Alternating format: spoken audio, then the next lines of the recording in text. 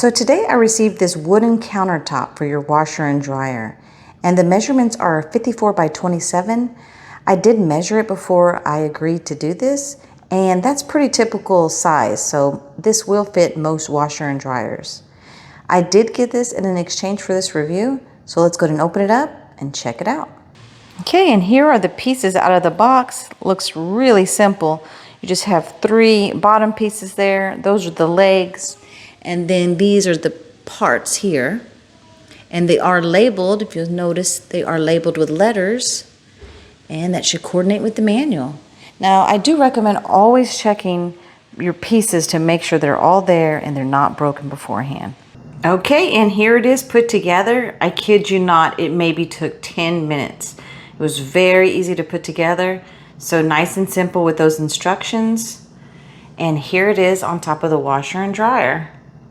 You know what I really like about it too is we have, a lot of electrical stuff showing there, and it covers it up. It just makes this space that much cleaner and more organized. Now I must say I'm really happy to get this, and I don't know why we didn't get one sooner, because what I do is I put 2 or 3 people's laundry in one load, and I always have to separate them. I always just did it right on top, and now I have this organized space to do it. I could just easily put the piles next to each other and just much more organized. So one thing that this did come with is 2 hanging hooks here. So you could just use that to maybe use something that has to hang dry. Let's look how sturdy this thing is. It's pretty solid.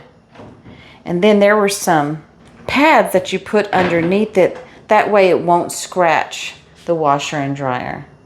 Overall, I just love this, and I'm happy I have it. And I hope all this information was helpful, and I hope you'll have a good day.